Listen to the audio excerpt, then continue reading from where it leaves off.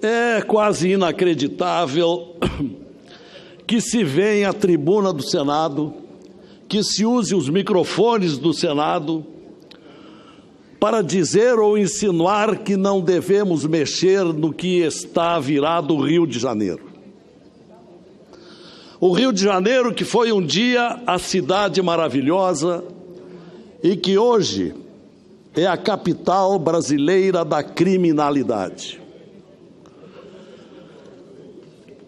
Estamos, senhor presidente, vivendo uma situação de exceção, porque neste momento o Rio de Janeiro está entregue à bandidagem, como nunca antes, onde as crianças não podem ir à escola porque estão sujeitas às balas perdidas.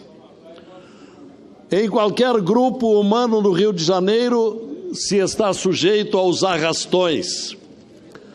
O número de PMs mortos no Rio de Janeiro chega nesse momento a 145 no ano passado e 18 só nesses um mês e meio desse ano novo.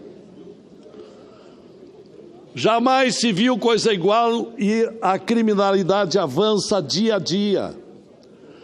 O Rio de Janeiro está repleto, senhores senadores e senhoras senadoras, o Rio de Janeiro está repleto de territórios ocupados, onde a polícia não entra. O caos é um fato notório. E aí vamos deixar por isso mesmo? Ou vamos dizer que é um problema constitucional, que o formalismo jurídico está sendo atropelado? É evidente que é um valor mais alto, senhores senadores. O valor mais alto é a preservação da vida dos cariocas e do povo fluminense. De um lado, o caos da segurança, que é indiscutível, que é agravado numa proporção insuportável, num crescendo que vem nos últimos anos diante de governos incompetentes, onde o próprio governador atual se disse incapacitado de resolver a situação do Rio de Janeiro. Ora, se o governador diz que não tem competência, não tem capacidade, é preciso que alguém intervenha. E é o que está acontecendo. O Rio de Janeiro, é verdade, não é exclusivo na criminalidade. Isso é um fato que se prolonga por todo o país. Lá no meu Rio Grande do Sul, a situação não difere muito, não. A região metropolitana de Porto Alegre é a terceira ou quarta do país em violências, de balas perdidas, de assaltos, de insegurança, onde as pessoas têm medo de sair às ruas. Mas nada é igual ao Rio de Janeiro.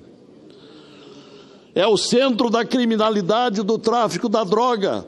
E os senhores acham que isso deve continuar? Que nada deve ser feito? Que devemos estudar, discutir, quando já houve tanto tempo para isso e ninguém fez nada? Não quero discutir o presidente Temer, que pode ter os seus subterfúgios para impedir aqui a discussão e a aprovação da reforma da Previdência, que parecia impossível. Não é a pessoa de Michel Temer que está em discussão. O que está em discussão é a segurança, é a vida dos habitantes do Rio de Janeiro. É isso que nós devemos levar em conta. E nesta circunstância, o imperativo é que realmente a intervenção aconteça. Eu vou votar a favor da intervenção. É verdade que há alguns problemas, tais como o orçamentário. Por isso concordo com a deputada Laura Carneiro, que ainda disse no seu pronunciamento que é preciso orçamento continuado. Sem dinheiro não se faz guerra, e ainda mais esta guerra do Estado contra a bandidagem. Igualmente é preciso conceder o poder de polícia às Forças Armadas. Sem isto, realmente não haverá as melhores condições para que os militares subam os morros, onde enfrentarão a dificuldade de quem conhece os becos, dos traficantes ricos e muito bem armados. O momento que vive o país, senhor presidente, é o mais delicado da nossa história contemporânea. Já não bastava o título, o rótulo de um dos países mais corruptos do mundo. Agora somos um dos países de mais criminalidade no mundo. Nesses últimos tempos, e particularmente no ano passado, houve o quádruplo de mortes em combate no Brasil em relação à guerra da Síria. Imaginem a situação em que nos encontramos. Por isso, senhores senadores, não é admissível que se esteja aqui dando preferência, estejamos aqui discutindo o formalismo da constitucionalidade ou não, do cabimento parcial ou não da intervenção da União no governo do Rio de Janeiro. Isto é secundário. O que é prioritário, senhores senadores, senhoras senadoras, o que é prioritário é defender a população do Rio de Janeiro, atacar essa criminalidade devastadora, eliminar traficantes e construir presídios. Esse é um aspecto que me preocupa. Com tanto criminoso a ser combatido no Rio de Janeiro, onde serão colocados? Não há presídios no Brasil.